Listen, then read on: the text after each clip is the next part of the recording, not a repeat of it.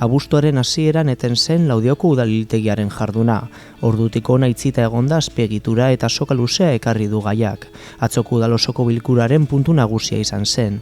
EH Bilduk hiltegia berriz irekitzea eskatu zuen mozio batean, baina azkenean gainontzeko udal taldeen artean adostutako testu alternatiboa izan zen onartu egin zena. Nosotros como Contrata hemos pedido la palabra con el objeto de acelerar las reuniones técnicas que haya con el fin de que todo vaya más rápidamente y la reapertura se pueda hacer lo antes posible. Hemos hecho un ofrecimiento al equipo de gobierno donde la Contrata hará una serie de inversiones a cambio de poder abrir y restablecer los servicios para que ayuden a los ganaderos que están teniendo pérdidas en estos momentos, a los carniceros y también a todos los trabajadores que estamos en el matadero Llodio. Son momentos duros, difíciles, pero bueno, vamos a intentar luchar para buscar una solución entre todos y salir con el negocio hacia adelante y los servicios. Argi geratu behar da, lehen eta behin, hau ez dela erabaki politiko bat izan. Hau ez da EAJ hartu nahi duen politikoki zentsua uste zuela, uste zuelako zentsua zuen erabaki bat. Baizik eta uratik etortzen den errekerimendu baten bat dela medio. Hau da, uratik eskatzen digute izurketak inmediatamente gelditzeko. Eta hori zergatik gertatzen da. Guztiok ikusi dugu egunkarietan eta sare sozialetan ere zein den hiltegiak egiten dituen izurketen ondorioa. Ibaia gorria, odola koagulatuta eta gauza horiek. Eta horren kontu, fiskaliatik ere hasi dira gai hau investigatzen. Oso garrantzitsua da, kasu honetan, jakitea, fiskaliak ingurumenaren kontrako delitu batengatik investigatzen ari dela Laudioko udala. Orduan, hartu behar diren erabakiak naiz eta komplikatuak izan eta gustatzen ez eta gustokoak ez direnak udal taldearentzat, oso garrantzitsua izan da izurketan gelditzeko behin-behineko itziera dekretatzea. Zegoen beste aukerarik. Eta hori horrela da. Behietan da bizenak, normalean dira jarduera bakarreko baserriak. Ogain daukago arrisku hori. Hau egoera hau zenbat eta gehiago luzatu, hilero joango dira baserriak izten. Ze baserri guztiek oso baserri gutxik aldute soportatu zestoarako viaje bat astero, bi astero, diabetero. Egingo ditugu egin beharreko inbertsioak, baina gauzak ondo egin nahi ditugu, baina ondo egin bitarteko horretan badago jendia, astero, egunero, hilero, zestora joan behar dana, eta aporte bakoitzeko ganadu bakoitzea atarako dion errendimentuari da jaten. Osea, bidean gelditzen da errendimentu hori. Zer suposatzen du guretzako honek? Kosteak gero eta gehiago hastea, animaliak euren ongizatearen kalterako ere kilometro asko garraiatu behar izatea, hilak izan daitezen. Bai, eta baita kalean bizitzen jendie askotan, baina hasten dagoela txal bat. Edo pare bat artean hasten dutela txal bat. Orain arte eduki dute berme guztiekin hiltzeko aukera, hemendik aurrera badaukate berme horiek, baina kanpoan ez zaio mereziko egin. Artzaien artean esate baterako arkumeak hiltzen dituztela ondo askoz ez gehiago. Bidai luze bat egitea lau arkume hiltzeko ez dauko inongo zentzurik.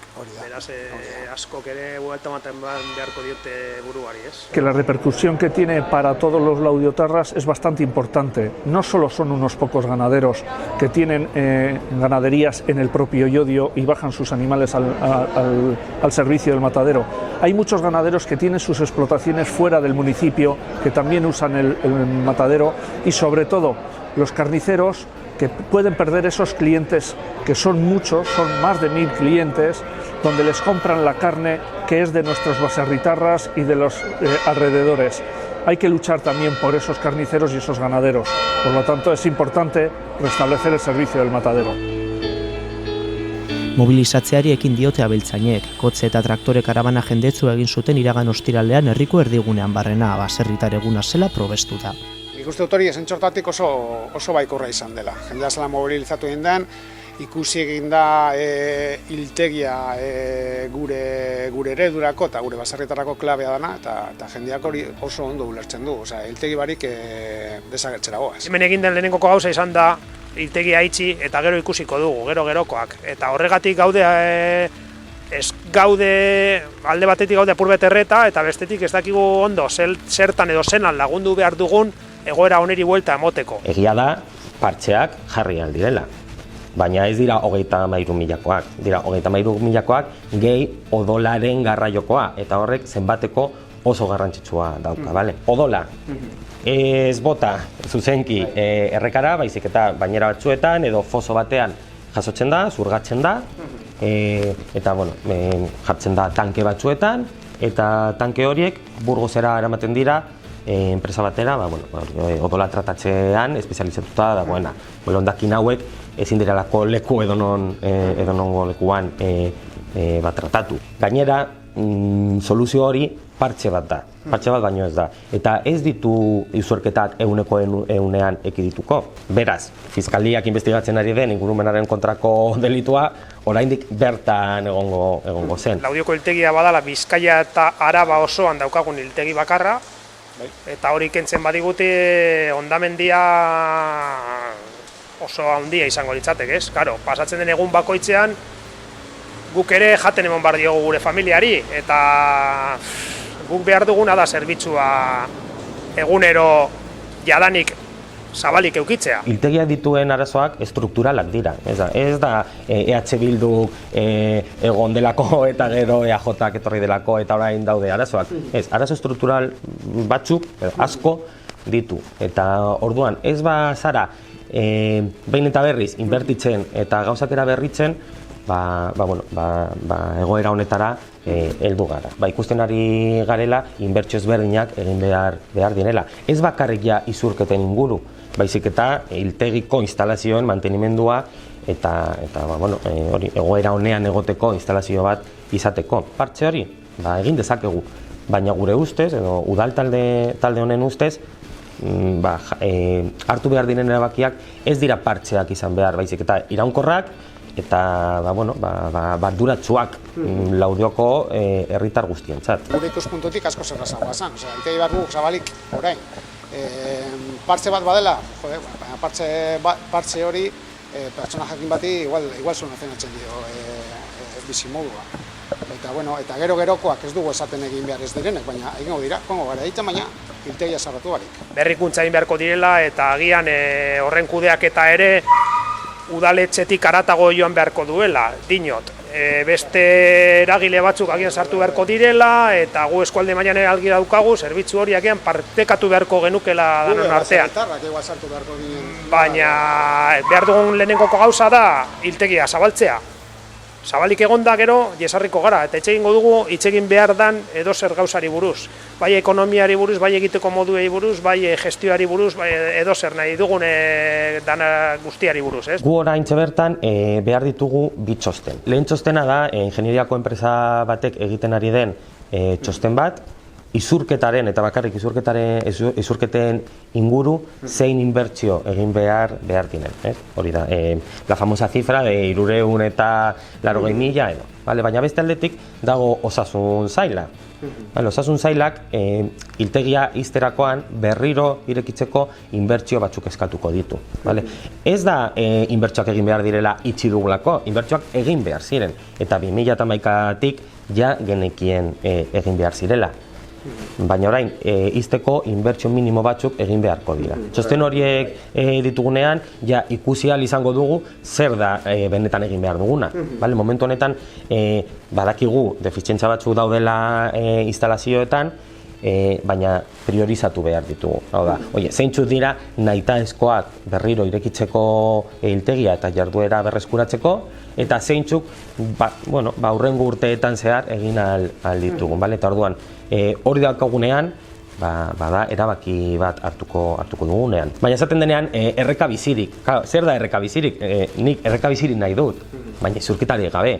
Orduan, berriz noa berdinera, ez da partxe bat jartzea. Nik ez dut nahi partxe bat jarri eta Laudiotarren dirua gastatu 3 egun barru berriz erreka gorri egoteko. Noski inporta zaizkigula familia horiek, noski baietz, baina lan egiten ari gaude haientzat soluzio iraunkor bat emateko. Baita ere harritu nau askoz, zelan erabili den argudio bat, esaten hiltzen den ganaduaren ehuneko handia la txikia, azkenean hori gutxienekoa da. Egia da zuk esaten zenuen moduan nola baiteko formula bilatu beharko da hau guztien artean kuidatzeko. Baina izatia datozela Bizkaiatek, etorriko balitz Lekeitiotik edo Oiatik edo eskualde berezia gara, baina beti izan gara eskualde berezia, ez dugu zer asmatu. Zati bat dago Bizkaian, beste zati bat dago Araban. Jendea datorrela, Bizkaia barrune, jendea datorrela, guzti horiek laguntzen dute dauden gasto fijoak soportatzen. Gasto fijoak berdinak izango dira 18.000 biztanlentzako, zein 40.000 biztanlentzako. Eta kanpoko jendea datorrela, izango gara, ez dakit, saltzaile bakarra daukagula zerbitzu bat eta esaten diogu jendeari ez etortzeko. Osea, zu baldin badaukazu zerbitzu bat, zenbat eta ez baldin bazetu saturatzen, zenbat eta mugimendu gehiago euki hobeto. Hala ere, gehiengoak gehiengoa eskualdekoa da. Pisu gehiengoak eskualdera eramaten du. Kontutan hartzen badugu Bizkaiko zati bat eta Arabako zati bat, eskualde zabala daukagula. 1986tik aurrera, uste dut hori data, udalek ez dute hiltegiko zerbitzurik prestatu behar, jardun behar, bale? Lehen zen obligazio bat, baina ez da. Hiltegi bat berez edo normalean defizitarioa dira mota honetako zerbitzu publika beste zerbitzu batzuk bezala. Baina orain ja ez dugu udal bezala hiltegiko zerbitzua eman behar. EAen gertatu izan dena da hiltegiak konbertitu egin direla batzuetan eskualdeko zerbitzuetan, beste batzuetan zerbitzu pribatuetan, eta gu geratu gara hemen redukto bat bezala. Hori da beste eztabaida bat, eta garrantzitsua da, ez dugu nahaztu behar egin behar diren bi hausnarketa hauek. Zenbat inbertitu behar dugun berriz irekitzeko, eta beste aldetik zein izan beharko zen hiltegiko kudeak eta sistema. Izan behar da eskualdeko hiltegi bat, izan behar da Araba mailako eskualde bat, edo izan behar da Euskadi mailako hiltegi bat. Hori da gero ikusi beharko duguna. Nire ardoratzen hau ere herri moduan hartzen ari garen bidea, ematen du ez herri Laudio, ez da orain Laudion tokatu zaigun, Euskal Herri moduan nora guazen zentzu horretan. Europa osoan bidea da hiltegiak gero eta txikioak egitea, gero eta baserritatik gertuagoak egitea, eta guk oraindik gauz kontrako bidean. Gainera, araudi bera hartuta, baina beste irakurketa bat eginda, hori erresteko egin zen araudi bat erabili beharrean, araudi horrekin gogortu egiten zaigu bidea. Alternatiba ezberdinak daude eta ikusi behar dugu, banatzea kostua, edo Eusko Jaurlaritzatik edo beste erakunde publikoetatik laguntza eman, hori da ikusi behar duguna. Zein den, bai, laudiotar guztientzat onuragarri den, eta bai, Laudio eta eskualdeko abeltzainentzat zein den soluziorik hoberena, kudeak eta sistema ezberdinak ikusiz. Ikuste dut baserritarren mobilizazioak mantentzea, gaur ikusi dugun batasuna mantentzea funtsezkoa dela, eta kapasa baldin bagara lortzen baserritarraz den jendea, kaleko jendea elikadurarekin ardura badukena horretara lotzen, hori izango da gakoa.